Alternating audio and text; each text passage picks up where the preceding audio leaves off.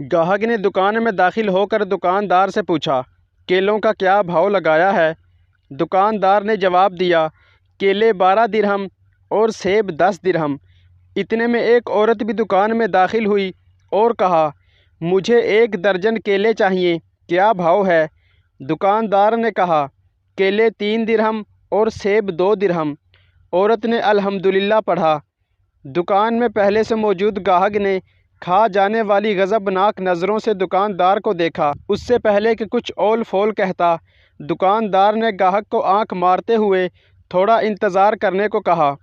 عورت خریداری کر کے خوشی خوشی دکان سے نکلتے ہوئے منہ ہی منہ میں بولی، اللہ تیرا شکر ہے، میرے بچے انہیں کھا کر بہت خوش ہوں گے۔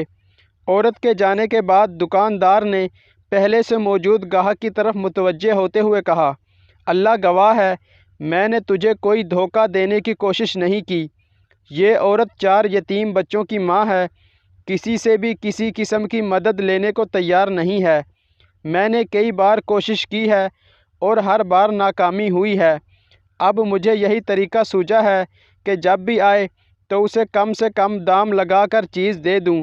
میں چاہتا ہوں کہ اس کا بھرم قائم رہے اور اسے لگے کہ وہ کسی کی محتاج نہیں ہے۔ میں یہ تجارت اللہ کے ساتھ کرتا ہوں اور اسی کی رضا و خوشنودی کا طالب ہوں۔